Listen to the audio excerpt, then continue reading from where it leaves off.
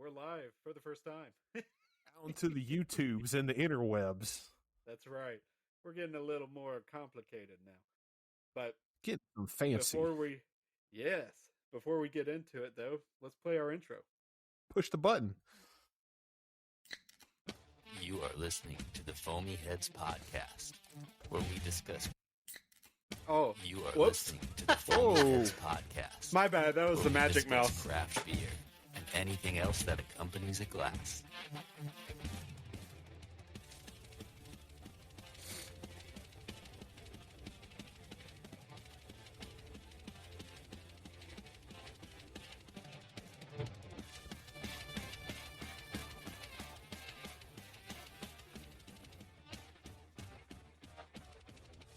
Yeah, St. Bernardus. That's dope, man. Yeah.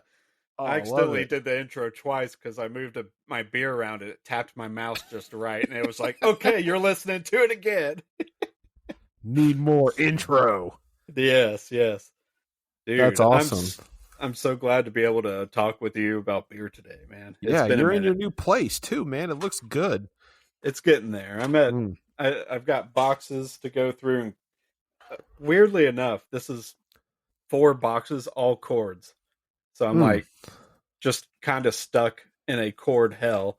So I'm going to have to take everything, itemize it out, and then do the whole organizing thing, right? I don't know the words I'm looking for on that, but it's going to be a mess and time consuming. So when you're back in Murfreesboro too. I am. Yes. It's funny. All the roads immediately started populating back into me. Like I had a old archived index of all the parallel roads and stuff, and then it just came flying back out. Yeah. So riding a bike, man. Murfreesboro's not that big anyway. No. Yeah. It's all like one road that just kind of does this. At least whenever you're putting campus here, and then all the outlying businesses are around it. A bunch of dudes that can't drive. Yeah. Old Fart Parkway and all sorts of fun roads. Yeah. I'm on the one road that's like Northfield, South Rutherford, Middle Tennessee Boulevard. It changes like 5 times in one just direction. Yep. So anyway, it's been a trip. I am here now. I just hooked the mics up today, actually. You sound good. Yeah, I had a dumb moment whenever I was putting everything together. I was like, man, I cannot hear like myself. Why is this happening? And I had my mixer volume to 0. Rookie mistake. That sounds like something I would do during setup. Matter of fact, I think that happened one time when we were at Craft Brewed setting up for Pretentious and getting ready, and I was talking into the mic and couldn't figure out why it wasn't working. Yep. But let's get into it, dude. We didn't even coordinate what kind of beer, what style, anything. Tonight was just a general catch-up kickoff, just to get back into the motion of talking about craft beer.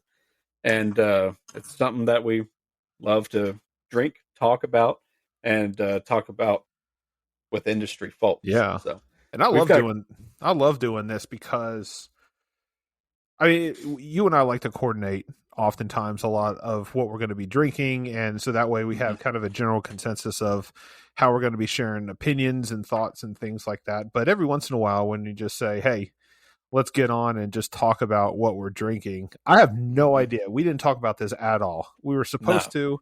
We were supposed to meet up Thursday, and that didn't happen. So we're meeting up tonight, and I have no idea what you're drinking. You have no idea what I'm drinking tonight.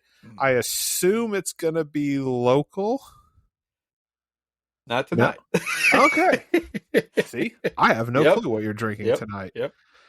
I do have local glassware, though. Okay. I also have local glassware, and it's not the same brewery as the beer I'm drinking tonight. We're all over the place tonight, basically. We are. So I went over to Aaron Hortman's place of beer, Main Street Liquor. Shout out Main Street. And I think what's their Instagram? It's like Beer Lords. At Beer Lords. Anyway, North Coast. Old Rasputin. Barrel aged. Ooh. I've always enjoyed Old Rasputin, but the barrel aged is just even better. So Yeah. I'm really excited to have this again. It's a treat.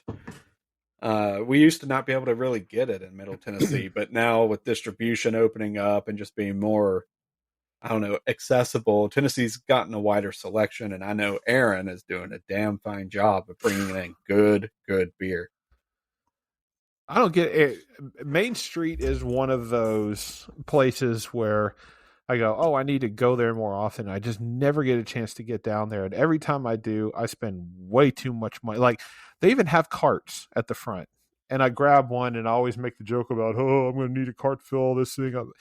And I do. I always end up walking out with a shit ton of beer. And it's just like, Aaron, I helped pay for your rent this month. You're welcome. And thank you for bringing in all the beer. He's got so much good stuff. He knows too much. Yeah. He's been on the show a couple of times. When we were hanging out with was it Three Floyds? Yep. We had the rep from Three Floyds, and then I think he was here one other time as well. So and that's just him being on the show. I mean, we've had multiple conversations with him. We've met up with him multiple places, multiple times. He's just knowledgeable dude. Best place in Nashville to buy craft beer, hands down. I mean, it's just it's no. I think that's even actually a fact. I think he actually won an award. One year I know for sure, could have been two, best place in Nashville to buy beer. I mean, it's just he's stocked constantly. Shout out to Aaron Hortman. Dude's a beast. He knows what he's talking about, and he hooks people up with good stuff. So zero complaints from anybody, in my opinion. You and I, man, we couldn't have been more different tonight. I mean, 100% different. You're going barrel aged, Russian Imperial Stout, 11 point. I was looking it up, 11 point something. 11.6. Yes. Yeah. Golly, man. It's delicious. I have not had the barrel aged version of it. I've had regular old Rasputin, and I think you turned me on to that. And it was there it is. It was solid. I've got a Southern Grist New England hazy IPA that New England Double India Pale Ale called 1000th Unique Beer from Southern Grist. So this is one that DJ gave me. Nice. I know absolutely nothing about it other than it gets high marks over and over and over again from all my buddies that check it in. It's 8%, so I mean it's heavy. It's on the heavier side. It's definitely a double, but it's not going to wreck my brain tonight. Yeah, not 11.6 like yours is. Man, I need it. I've been moving boxes and I've been on my feet. I need something a little heavier handed for me. Yep. But yeah, dude, sure, I popped my top. Here we go. Up. Oh yeah, I'm using the Mythos Living Waters Brewing. I see glassware.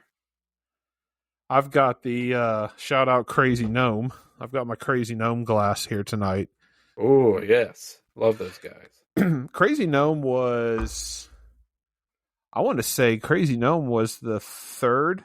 They were definitely our first on-site interview, I believe, weren't they? Yeah, because we talked first with Ryan Living Waters, and then we were with Byron with Proper Sake. Those were both remote sessions. Yeah. And then I think from there, I mean, we might have. I can't remember if we were talking with Kat first, the beer rep for. Not anymore, actually. She's with Creature Comforts now. Oh no, she moved into the liquor industry. That was what it was. That's what it was. Yeah. But yeah, our first on-site interview show was with Crazy Gnome. And we got a chance to sit there and learn their story about opening up during COVID and then the tornadoes and just they had such bad spell after bad spell just constantly, but they're, as far as I know, they're just rocking it now. And they're right next to, guess who? Main Street Liquor, where we get our beer. So it's always a good run. You can hit Smith and Lentz, and then you can go to No Quarter, play some pinball, sober up, or keep drinking if you want to, and then go hit Crazy Gnome. and get some beer. And they're on the Hop Passport too. I think Crazy Gnome is one of the stops for the maybe not the Hop Passport, but one of the craft beer trucks in Nashville. So I think they're actually one of the first stops. So you can jump off and from time to time when you pop in there, you'll see a bus getting off or a trolley getting off with a bunch of people hopping into Crazy Gnome. Oh, that's cool. And then when you're done, you just hop over to Main Street Liquor and spend whatever money you have left over.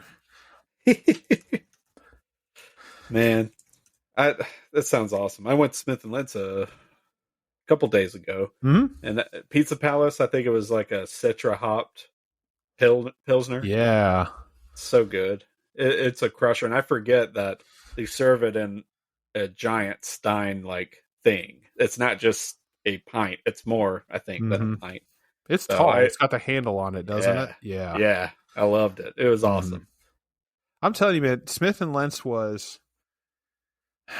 they were kind of my foray into Pilsners again, because Pilsners were definitely not on my list, but they were one of the first ones to start hopping them, dry hopping them, double dry hopping Pilsners. Oh, yeah.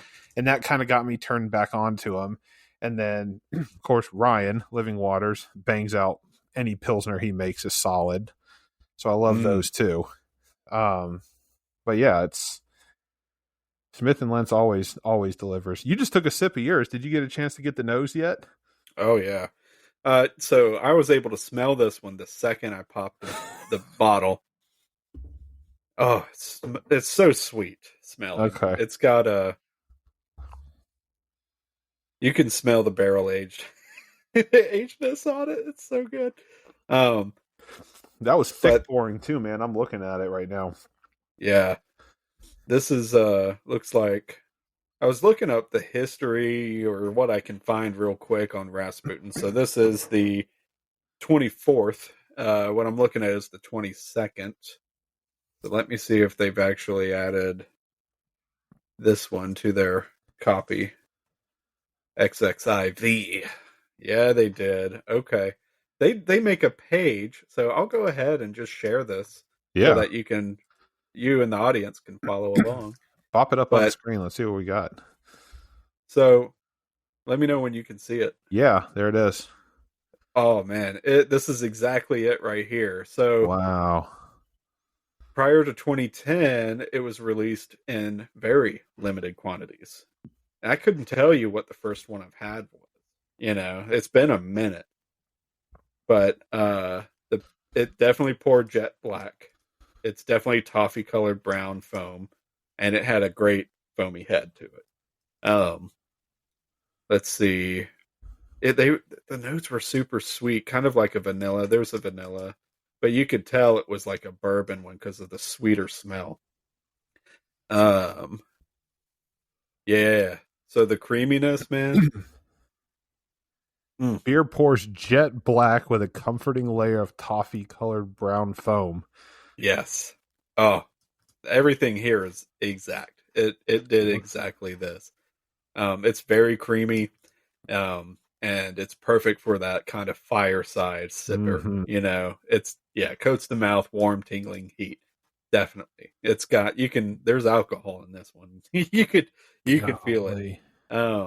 But it's just so, I don't know. Old Rasputin's good, but the barrel aged one just brings it that next level. So you're never going to be disappointed with this beer. Is that a full 12-ounce bottle? I believe so. Just to verify, 12 fluid ounces. Yeah. 12 fluid. Okay, it's just a different size bottle than. I mean, it looks like it's one of those shorter ones, but it looks a little bit thicker than a normal 12-ounce bottle. See, the last note here, I thought I was tasting a little bit of like a dark berry, and sure enough, they're saying it finishes like a raisin or dark fruit. Notes of raisins and berry-like fruits. You know what? I picked up on a little bit of that on the non-barrel aged Old Rasputin.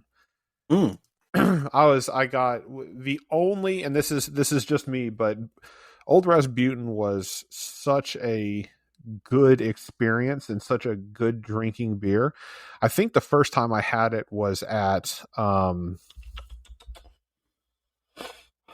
Deep South Growlers Murfreesboro, Ooh. Tennessee. They had it on tap, so I got one there, and you might have been with me. I don't remember. I'll have to go back and look at my Untapped. But the only thing that the only thing that kind of took away from the experience a little bit is I'm not big on raisins, and the non-barrel aged that I had there that day had the ever so slightest hint of raisin, kind of like dark fruit raisin at the end.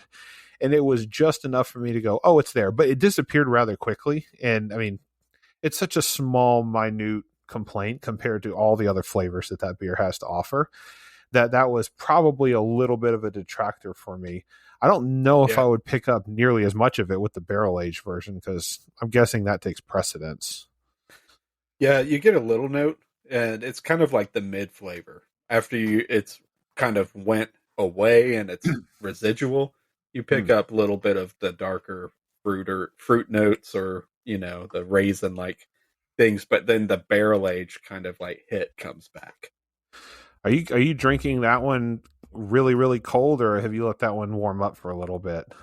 This one came out of the fridge before the call, so it's definitely chilled. It'll warm up pretty quickly. I've got my hand on it most of the time here. Curious to see if that flavor changes. Oh yeah, very curious. Yeah, because I don't think I've treated Old Rasputin or its barrel aged version with the care that I've learned as I grew deeper and deeper into craft beer. So we've learned a lot, man, over the multiple seasons that we've had here. Yeah. Everything from temperature of beer and how to enjoy beer at a certain temperature to freshness. I think Ryan was probably one of the more prominent ones, Ryan from Living Waters, to tell us about, hey, if when I release a beer, that means it's ready. You can age it, but some of your more adjuncts are going to fall out a little bit. Mm-hmm. Some of your coffee stouts are going to kind of lose a little bit of that roastiness flavor. Barrel ages typically can be aged for longer. Something with cinnamon is going to mellow out over time. Things like that. IPAs definitely need to be enjoyed fresh. I learned that the hard way. Yeah, well, a couple of times actually. I think most recently on our show at was it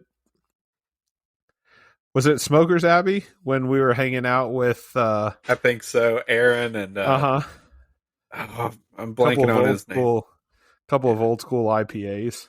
Yes. Yeah, that's okay. It was from our Atlanta trip 3 years ago now. Yeah. The time's just like melting away, but yeah, I held on to those way too long, and then I had more because Monday night was just so kind to us. They sent us home with too much beer. Peter Kiley. Shout out Peter Kiley. Peter Kiley's the man. He's awesome. We'll have to go back. We got to go back and bring some Nashville to him, even though Monday night's here in Nashville now. Too. Yeah, their Preservation Society is such a dope place to hang out. Oh, and he's doing work with all sorts of local breweries here in Nashville, too. Really? Yeah. He's worked with Brewing, which is huge because dude's from wine country. Like, he knows and wine. Oh, I didn't think about that. And Brewing is also in that parallel. So they both then went to beer, which is perfect. Their relationship's perfect. So I cannot wait to see what they come up with. And already I'm missing out. Right now, I'm missing out on proper sake collaborations with Brewing. So they are doing everything that I was hoping they would do. Man. But I just got to get over there. I've been moving. I've been working. we don't have excuses. Well, we have work, I guess. We could use that as an excuse. Yeah. I'm glad you're back in the borough, man. Now we can actually we can meet up a lot more face to face. Definitely. And let's show off your can again. Yeah, absolutely. That? So this is the Southern Grist Brewing 1000th unique beer. Throw it up on the screen right there. Scan for a chance to win $1,000. Nice. You know what? Let's do this. Let's scan it. I'm going to scan it on the show right now. I haven't done this yet. I'm very curious. You're gonna have to split that with DJ if you win. No. You heard it here first. Okay. So, no, you didn't hear shit here first. Okay. So, is it a QR code that you have to scan? It is a QR code. So on the side, right here, there's a QR code. Too fast, nobody can scan it. Make sure you, yeah. So when I scan it, you know what? I have a feeling that this is going to take me just to. Thanks for playing and supporting us on our journey. Ooh. While you may not have won the $1,000 grand prize, you are still a winner in our book. We truly appreciate the support. Without it, 1,000 unique beers in under 7 years would have surely not been possible. Thanks again, and we hope to see you in our tap room soon. Okay, so this is awesome. I thought this was kind of like a play on Untappd, because on Untappd they have certain levels of badges, right? You get your very first check-in, you get a badge, and then once you hit like 50 and 100, and then 250, and then 500, and then once you hit 1,000, you get like some special badge. I thought that's what this was, and this is, although it could still be a play on it. I don't know, 1,000th unique beer, but this is, for all intents and purposes, their 1,000th beer that they've made. So, I mean, obviously that makes sense now, but I always thought it was just a play on words from Untappd. Yeah. Our favorite social media. I'm going to apologize again. What was the name of it? 1,000th unique beer. 1,000th unique beer. Yeah. I'm trying to pull up a description for it. Unique beer. They don't have. So I'm looking on. Untappd's got it, but yeah, Untappd has it, but it's not that. It's not that descriptive. Yeah. I couldn't find much on it, other than when I scanned the QR code, it took us right to just the regular Southern Grist Brewing site. Yeah. So there's really not much to it, but from what I do know, I mean, it's 8%, Galaxy, Citra, Cashmere hops. So I mean, it's a very good combination. It's very creamy, very hazy, very juicy, not overly bitter. Citra hops, obviously my favorite. Galaxy hops are probably a close second or third in my book. Cashmere hops kind of add a little bit of subtle underlying creamy to it, but they're not. Cashmere hops are very smooth. They're not very bitter at all. They're very low on the alpha acid unit scale, but I understand why they're there. They're there to help kind of keep this beer mellow and keep it from just getting too, not necessarily bitter, but too hoppy. Cashmere is very good at kind of dialing back those notes. 8%, so it's extremely drinkable. Yeah. I have to be very careful when I'm drinking this beer because it goes down way too easy. What is right? Yeah. Right? 100%. Yeah. Like for the past 2, 3, 4 years, maybe even the whole time they've been open, it's like from out of staters, from just regionally, Tennessee, the Bible Belt, both sides of the belt are seeking Southern Grist beers just relentlessly. So anything Southern Grist you can trade for a hot dollar, and some other category of beer or other big name. Good for us. But it's just wild to me. I'm like, Southern Grist, because I'm in a point where it's weird. We've always kind of talked about how we've traveled through our craft beer thing. IPAs have always had their own timeline, in my opinion, because we're hop heads, and at the end of the day, we love the Citra hops and all the varieties that we've started to learn about.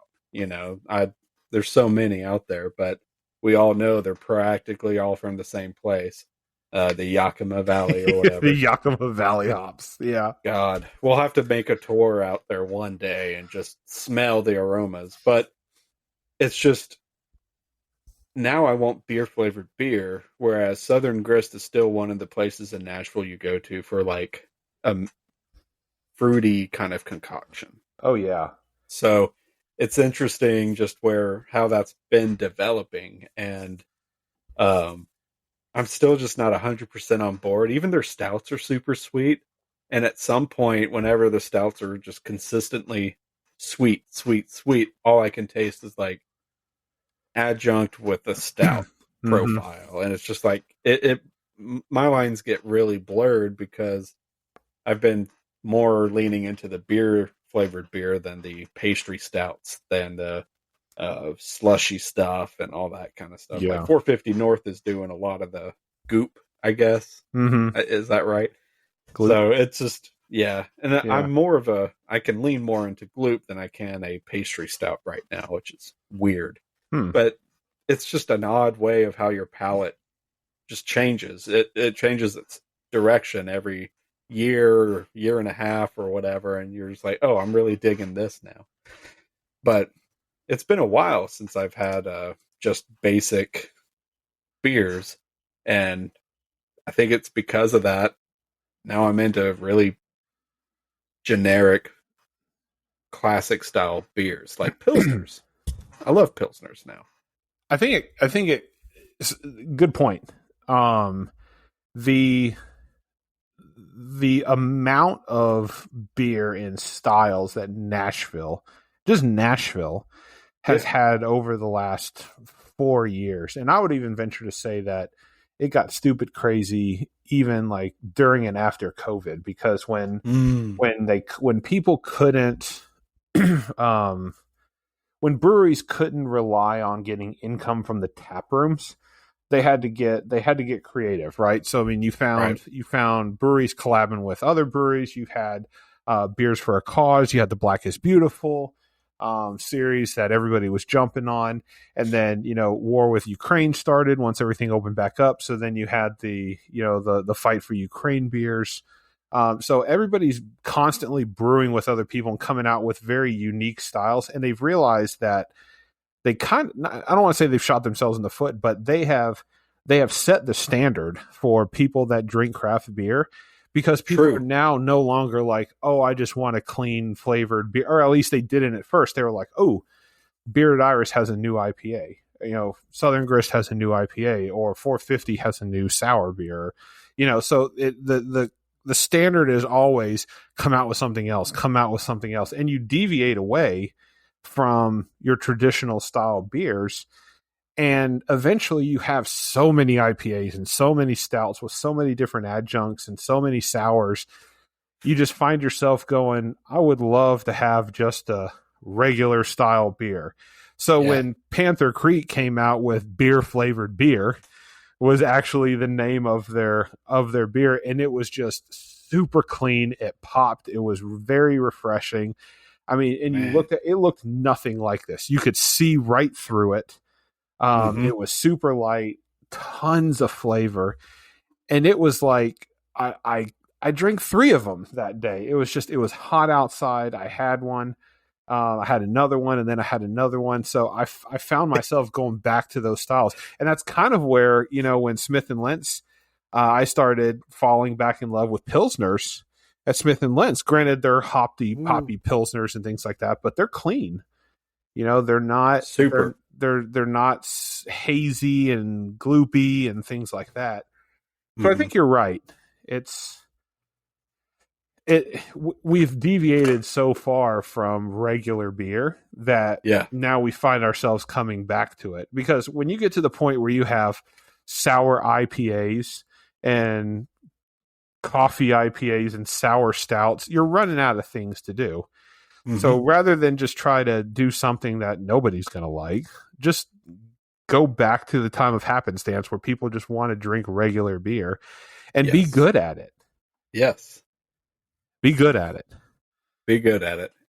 Also, the regular beer thing can be twisted in a like extra ingredient way too. Barrique and Proper Sake, they threw koji into a beer, and there might even be a special yeast that Byron provided as well. I'd have to go look it up, but dude, I want to go try it out because it's a Yamahai style.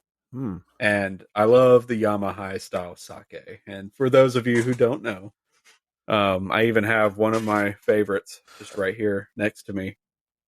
It's awesome. Nice. It's interesting. This one's really complicated to me. This is a little out of my league when it coming to like try to explain it. But it's a Tamagawa heirloom Yamahai Genshu, and it's just so good. Genshus are unpasteurized, so you keep them chilled, and they're so flavorful. So this one tastes like soy sauce. It's very umami forward. It's not like I say soy sauce, but it gets you in the right ballpark. It's different, trust me. But it's definitely in a similar zone where it makes your taste buds sweat a little bit. So it's been interesting. For the past year now, I've been sharing those kind of sakes with breweries and their staff. And about 78%, I forget the last division, and I think I lost my spreadsheet, so I have no statistics anymore, of just like quantity of people that have tasted it. There's only been a few people that have really gravitated towards the fruitier, like Nama Genshus versus the umami side of things. Almost every beer drinker prefers a heavier, like, umami profile with sake rather than the fruity light lift. It blew my mind. I thought it would be the opposite, especially with like pastry stouts and just more things that are more gentle to your palate and makes you think of like what you enjoyed as when you were more in your youth and stuff. But most of the staff and most of the people that are in the craft prefer that heavier umami flavor. So would not expect that. No. So I'm still going to continue testing. I'll probably have to start my list over from scratch, but we may do a test now whenever we go interview a brewery. You know, we'll bring the heavy umami and the fruity one and see what happens. I think one of my favorite sessions we've ever done was completely by surprise, was Byron at Proper Sake. I mean, everybody we talked to is great. Everybody we've had discussions with, super open, amazing people to talk to, very forthcoming with not only knowledge about the industry, but knowledge about the process. And that's what we've loved hearing and talking about. Byron sat down with us and went through the process of sake, and I was completely blown away. I thought I was going to be out of my element. But just having somebody like him explain the process and talk about his passion for sake got me to want to drink more of it. Yes. And I had never, ever been a big sake fan until you started talking to me about it. And then, you know, like most beginners, oh yeah, well, you know, at a Japanese restaurant or whatever, I'll drink hot sake or whatever. And you're like, well, have you ever had it cold before? And I was like, no, like I didn't know you were supposed to drink it cold. And of course we went through that experience where I had the cold unfiltered sake, and then we saved a bunch, you know, we saved probably a good taster for 3 or 4 people for at least 10 years, almost 10 years. And we got to come back to Rice Vice and share it with Byron at Proper Sake sometime later. Yes. That was the Drunken Snapper. The Drunken Snapper. Yes, or Red Snapper. Red Snapper. Okay, yeah. But it's Narutatai Ginjo Nama Genshu. It's a unpasteurized, super fruity, flavorful. It's pretty clear, you know, as far as a depiction of it goes, and it's got like a color to it. It's like a yellowy green. It's hard to tell, like explain it, but it's a oil can. It reduces weight on shipping, but it keeps it just as protected. I love it. And it's got a, you know, paper like label here. And this is less on the umami side, right? Yes, this is more fruity. On the fruity. Okay. Yeah. But yeah, see, they're saying you're giving us the okay to ship unpasteurized sake because you got to pick that stuff up off your doorstep and chill it. They pack it with, you know, everything they can to keep it cool for so long. But yeah, there comes a time where it gets kind of bad. But I'd love to find that again. Good news. We can always find it at Namazake Paul, and his website works, but is that it? This seems like an old. Oh, he might have gotten a new website now that I'm talking about it. Interesting. Because his store was super slow, and I had to try checkout several times. Oh, he's got the Gokyo. Those are super fun to get into, but I've not had them yet. I've just read about them. But Naruto Tai is seasonal. Naruto Tai. Oh, so he's got nothing right now because it's seasonal. And that I see hand selected seasonal sake. Yeah. Sakes go through all sorts of seasons, and there's even like another type of calendar where the seasons are broke down past just 4. Like, oh my god, there's so much stuff. There's so much to it. But yeah, I didn't know he actually changed that, and he's even got a Reddit. He's got a Reddit. Nice. Of course he does. But shout out to Namazaki Paul. He's hooked me up with a lot of the sake I have right now, and I'm just spreading the love. So he's a super cool dude. Anyway, nothing distribution wise here really has Naruto Tai, but we can get it from Paul. Okay. We'll have to do that again. I wouldn't mind drinking half of it and then aging the other half behind an ice block for 10 more years. I know, right? That'd be awesome. That was a fun experience. It didn't change too much, but it did have like a darker color to it. If you age sake, it gets golder. And that one came out pretty gold, if I remember right, and it had a heavier palate taste, but still tasted true to what it was. Super easy to drink, yeah. Yeah. Yeah. Speaking of, how's that beer? Yours is warmed up, I would imagine, immensely by now, because I've seen you've been holding it between your hands and moving it around a little bit. Your flavor is opening up, changing at all? Oh, yeah. The amount of bourbon kick is opening up way more now. You get more warmth on the palate. You taste a little more of the vanilla and a little more of that.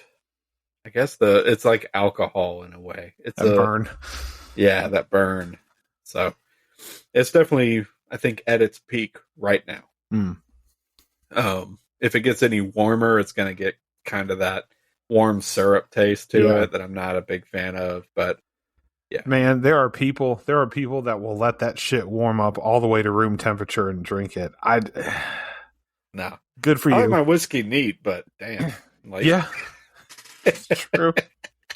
I don't like my beer neat. I like my. No. I mean, obviously, that's a stupid statement. Yeah. I don't like my beer room temperature. I like it. My stouts, I like cold or below, slightly chilled. I like them 55, 65 is like the sweet spot, but you got to drink it then. Otherwise, it's just warming up. Yep. That's why I typically start with them cold, like at 40 something, and then you warm it up in your hand. A little bit as you go. IPAs are a different story. IPAs I like drinking not freezing ice cold. I have a former manager that if it warms up at all, he will not drink an IPA. He has to have it like ice chunks in his beer, as he likes to say. And that's the only way he'll drink an IPA, which is fine because he favors more of the West Coast style, like super dank, bitter, hoppy IPA. So when it's that cold, it doesn't matter. It's all punch in your face anyway. These New Englands and the hazies and things like that, they do change in flavor a little bit as they warm up. You definitely do not want to get them to the same temperature as you would your Rasputin. You want to drink these quicker. Yes. Or you want to consume them while they're still cold. You don't want to let them warm up before you drink them. Yeah. You don't want a warm IPA. No. Those just taste like cat piss, I assume. I don't know. I assume they only get worse. Yes.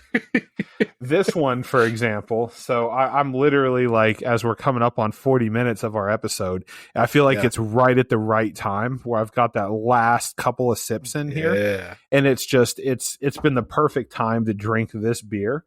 I honestly, on a normal day, I wouldn't be nursing a beer this quote unquote light for this amount of time. But I'm not mad. It's not to the point where it's not drinkable yet. But the more you drink and the less you have left, the more surface area and the glass opens up. So the warmer it gets faster. So I have to start drinking it faster and faster and faster. So I'm downing the last sip right now. Man. Yeah, my Rasputin's right at peak. It's it tastes great. It's hitting really good right now. You've had a long few weeks, man. You deserve a good beer. Yeah, it's that 11%'s coming a long way. I've had one meal today or two. I don't remember anymore, but I haven't had dinner yet. So, that's kicking in good then. Yes. So let's talk about during the last few minutes what we've got coming up this next year. We've got we've made a lot of good relationships even over the last 3 years that we've been doing this. And we've got hopefully some repeats coming back on the show. We stay in contact a lot with most of the people that we've talked with in the past and try to keep up with them as much as possible. It's interesting because we've had reps on the show before that were with one brewery and then they've changed breweries. We've had reps that have moved from beer into liquor, and so we'll be getting them back on to discuss something different. And we have new ones in the pipeline too. So just reached out to one today that we're just waiting on a confirmation to get back. That's going to be a good time. We've already talked with them and they're definitely interested in getting on the show. So I always love that kind of stuff. And we have trips too, right? So I know we have plans to hit Dark Lord Day this year in Indiana at Three Floyds. Speaking of, most of that is going to probably be like, I don't know the right term for it, but we'll be jumping on live intermittently throughout the day just to say, what's up? Here's Dark Lord. Here's what we're drinking. Especially if we get some of that Hanji and all that stuff. We're going to definitely go live for at least 5 minutes or something and then shut it down because we're trying to enjoy the day. But and then the drunker we get, the more we'll forget to do it. But remember, keep in mind, last time, Mitch, we went to Dark Lord Day. Their internet was definitely lacking when we were at the brewery. So we may not get a good enough connection to jump on live. So it might be something that we do later on at the hotel that night. But the intent, I remember last time was to, I remember the intent last time was to definitely jump on live, but I don't remember who your carrier was, but I had Verizon. We definitely didn't have good internet, not good enough internet to be able to stream. Right. Yeah, I think I had like Google. Google Fi. Yeah. I know that's right. Yeah. So, I mean, we've got a ton. We've got trips coming up. I know we have plans to make it at some point. We want to go back down to Atlanta again and maybe hit some more in Chattanooga again. So we have a busy year coming up. Just a lot of good knowledge, and we've already done so much the first couple months of the year already. We've other broadcasters, other shows in the community, Poor Choice, hanging out with the Poor Choice guys a lot. So it's just it's a good time to be in the craft beer community. Yes, and it's going to be a good 2023. Ooh, you okay? Old Rasputin. I guess for those watching on YouTube right now, we'll be able to see what you're experiencing. But for those of you that are just listening in, he's the heartburn is starting to kick. Did you burp? Is that what it was? Did it kind of come up? It was a deep burp. He's creating a controversy right now. He's upsetting the political atmosphere in here. So. Old Rasputin, give no fucks. Yeah. So, but. Man, it was a fantastic beer. Just once again, barrel aged Rasputin. Rated. Dude, this one has like a special place in my heart too. That's the sucky part because now it's almost a biased rating, but I'm going to give it a 4.5. Nice. High marks. It's definitely not like the best barrel aged stout ever, but man, it's freaking good, and it's consistently delicious. Even though they switch it up every once in a while, it's like whiskey, bourbon, etc., rye.